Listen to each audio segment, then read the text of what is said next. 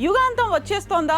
అది ఏ రూపంలో ఉండబోతోంది? అయితే యుగాంతం ఎప్పుడనే అంశానికి సంబంధించి మనం ఇప్పటి వరకు చాలా డేట్స్ విన్నాం. తాజాగా ప్రపంచ ఖగోళ శాస్త్రవేత్తలు 2029లో యుగాంతం వచ్చే అవకాశాలు ఉన్నాయంటున్నారు. ఒకవేళ 2029లో మిస్ అయినా 2068లో ప్రపంచమే అంతమైపోయే అవకాశాలు చాలా ఎక్కువగా ఉన్నాయంటున్నారు. ఇందుకు ప్రధాన కారణం అపోఫిస్ అనే గ్రహశకలమే.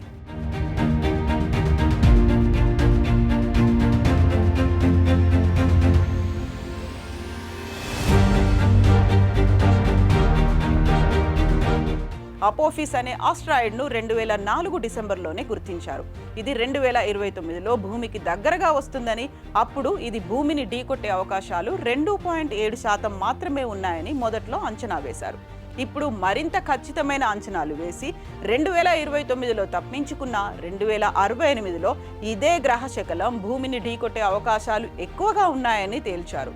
తద్వారా 2068లో ప్రపంచం అంతమైపోయే ప్రమాదం పొంచి ఉందనే హెచ్చరిక చేసినట్లయింది. స్వయంగా సైంటిస్టులే ఇలా చెప్పడంతో చాలా మంది ఇంకా ఎన్నేళ్ల టైం ఉంది, అప్పటికి మేము బతికేముంటామా అని లెక్కలేసుకుంటున్నారు.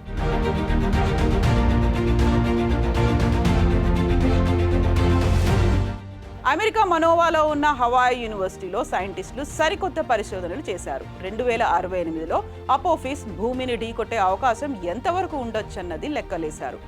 ఇదివరకటి అంచనా కంటే అది ఢీకొట్టే అవకాశం కాస్త తక్కువే ఉన్నా ఇప్పటికీ అది ఢీకొట్టదని చెప్పలేమని అంటున్నారు. ఎందుకంటే సూర్యకాంతి పడినప్పుడు గ్రహశకలం వేడెక్కుతుంది, హీట్ ఎనర్జీ నుంచి రేడియేషన్ పుడుతుంది. దానివల్ల ఆ గ్రహశకలం దిశలో కొద్దిగా మార్పు వస్తుంది. అన్ని గ్రహశకలాలకు ఇలాగే జరుగుతుంది. అందువల్ల అపోఫిస్ భూమిని ఢీకొట్టే ఛాన్స్ ఇదివరకటి కంటే కాస్త తక్కువగా ఉందని తాజాగా చెప్పారు.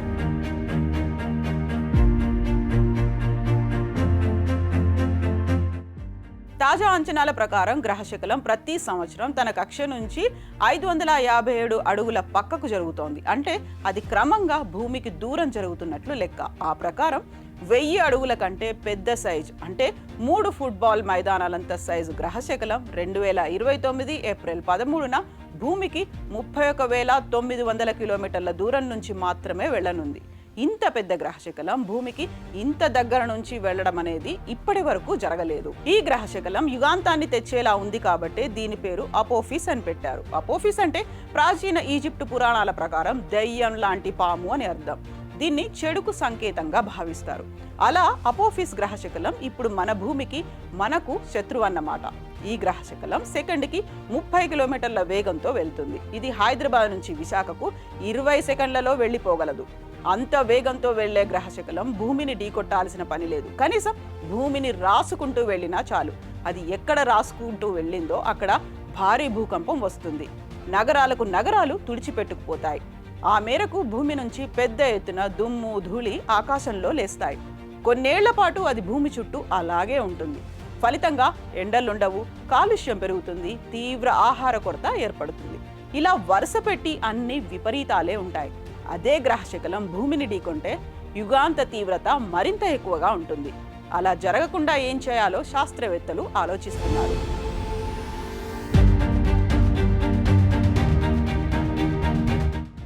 గ్రహశకలాలు అత్యంత వేగంగా అంతరిక్షంలో ప్రయాణిస్తూ పయనించే ఈ ఖగోళ అద్భుతాన్ని దూరం నుంచి చూసేందుకు అందరూ ఇష్టపడతారు.